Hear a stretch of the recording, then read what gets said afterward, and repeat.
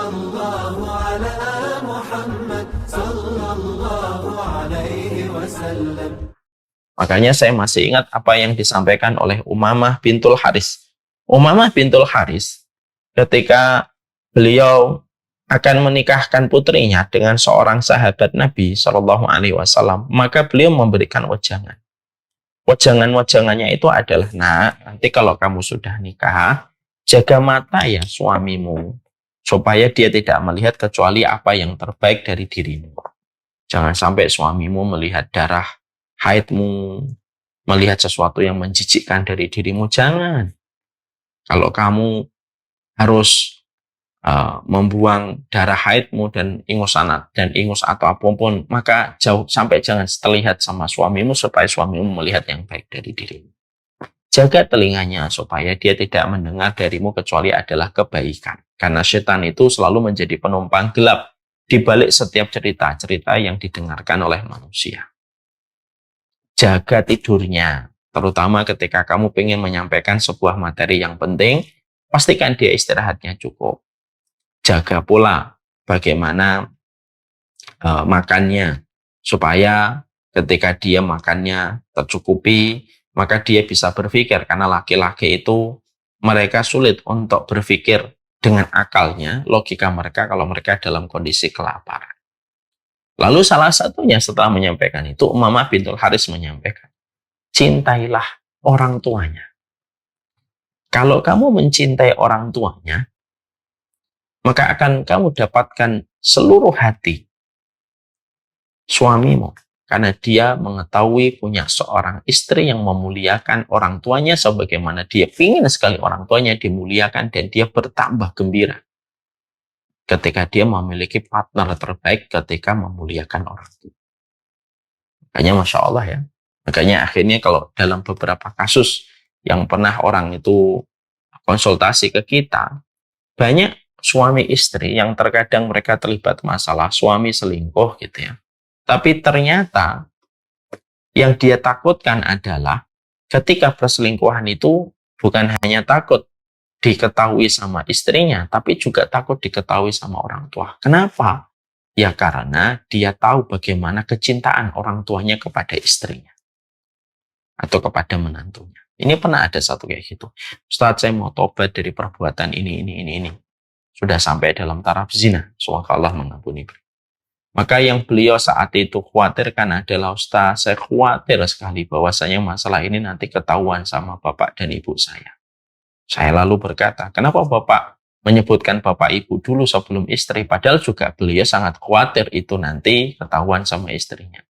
Nah, beliau mengatakan, karena kecintaan orang tua saya kepada istri saya, Ustaz, dan selalu wanti-wanti supaya saya tidak mendolimi istri saya, supaya saya tidak berlaku ini, tapi saya jatuh dalam perkara khilaf dan kesalahan.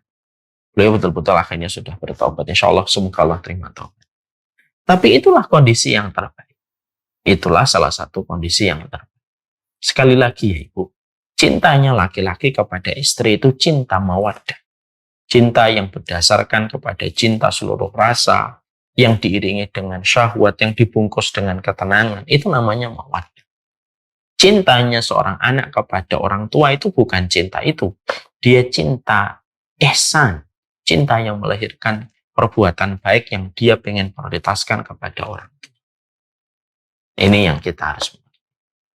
Maka salah satunya setelah kita memahami ini, supaya nanti anak-anak kita bisa ngobrol enak sama kita, anak-anak kita bisa memberikan loyalitas kepada orang tua, ya, dan tidak memberikan loyalitas kepada teman-temannya, itu perbaikilah cara kita ketika meletakkan cinta kita kepada istri dan meletakkan cinta kita kepada ibu. Itu kuncinya di situ.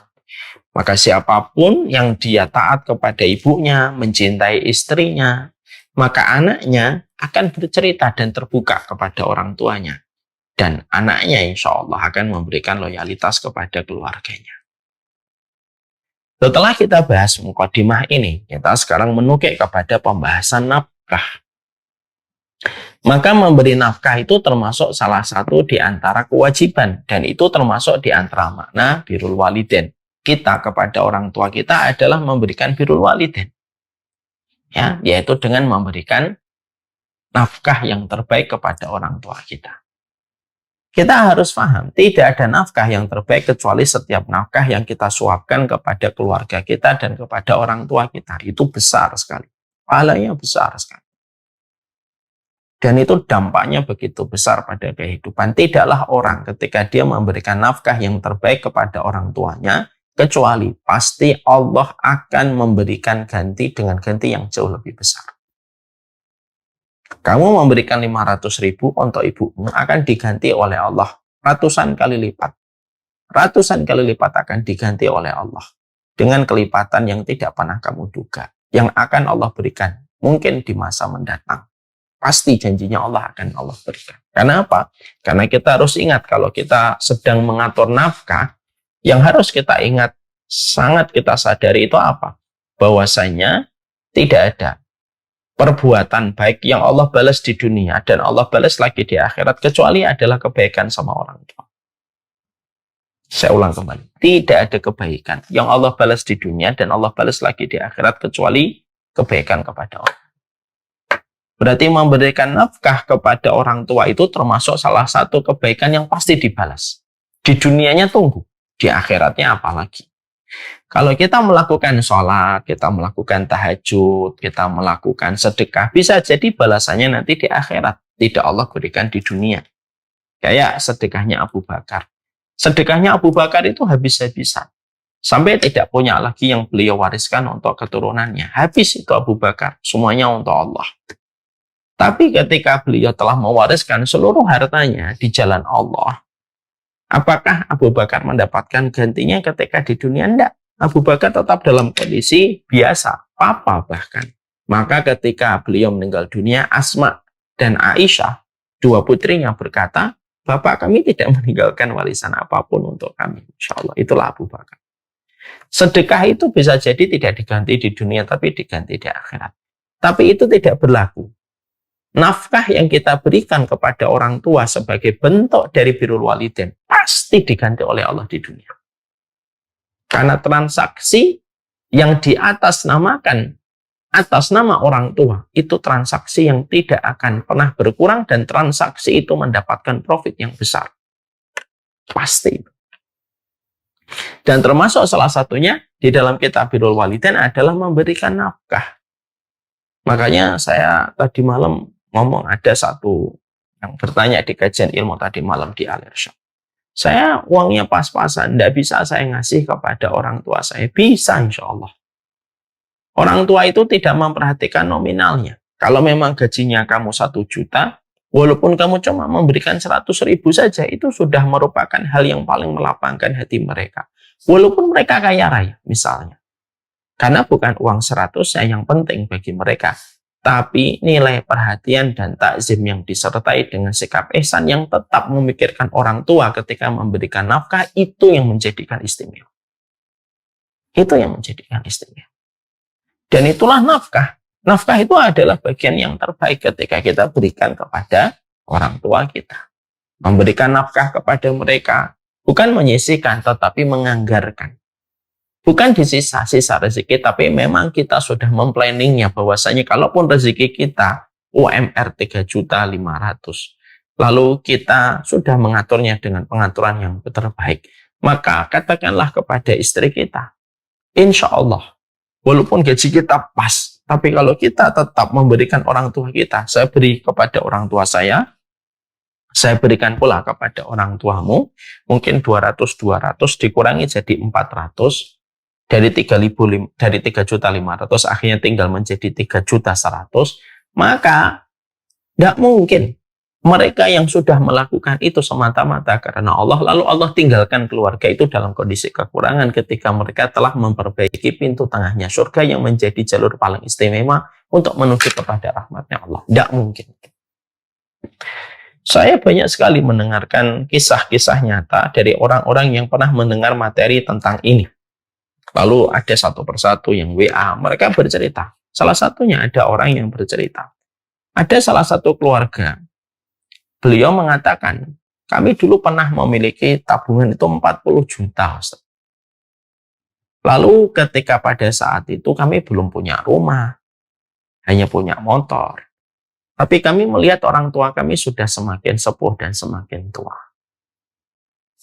Lalu saya ingin memberikan hadiah haji untuk orang tua. Akhirnya tahun 95-96 pada saat. Akhirnya saya dan istri duduk, ngobrol dari hati ke hati dan sepakat uang 40 juta yang asalnya kami niatkan untuk membeli mobil, urung kami niatkan membeli mobil. Lalu akhirnya kami belikan tiket perjalanan haji. Untuk orang tua saya 2, untuk orang tua istri 2. Mereka berangkat. Maka ketika orang tuanya berangkat haji pada tahun itu, karena pada saat itu belum ada antrean yang membludak sebagaimana hari ini, mereka berangkat haji selama 40 hari. Orang tuanya belum balik, mereka sudah mendapatkan ganti dari jalur yang tidak pernah mereka sangka-sangka. Mereka akhirnya bisa membeli mobil, bahkan dengan rezeki yang mereka dapatkan itu bukan hanya membeli mobil, tapi juga bisa membeli rumah yang saat itu mereka sedang kontrak. Ini orangnya masih hidup, menjadi saksi atas apa yang saya sampaikan ulang ini. Kenapa mendahulukan? Saya pernah mendapati ada salah satu owner perusahaan kreatif. Dia bercerita, pernah pada satu waktu ketika dalam kondisi sepi job karena perusahaan jasa, akhirnya dia tidak tertinggal uangnya kecuali tinggal 1.500.000. Tiba-tiba ibunya, beliau ngomong, saya lagi butuh nak, saya sudah berusaha untuk tidak mau meminta sama kamu, tapi memang kondisinya sangat membutuhkan. Uang itu di rumah tinggal 1.500.000. Maka pada saat itu, dia ngomong sama istrinya. Lalu istrinya memang kondisinya baik, menerima, dan dia tahu kesulitan yang dirasakan oleh ibu mertuanya. Udah, diberikan aja 1.500.000. Nah, terus tabungan untuk kita habis nanti. Ya yakin aja sama Allah. Tapi pada saat itu ibunya tidak menginginkan 1.500.000, cuma 500.000 aja. Dan 500.000 cukup kok. Nah, akhirnya ditransfer 500.000. Loh, dalam waktu tidak sampai 7 kali 24 jam, maka beliau tiba-tiba mendapatkan job di kota ini, mendapatkan job di kota ini, mendapatkan job di kota ini. Dan itu terjadi. Dan akhirnya tidak lama, dalam 1 bulan, tabungannya langsung berlipat-lipat dari yang dia berikan kepada ibu.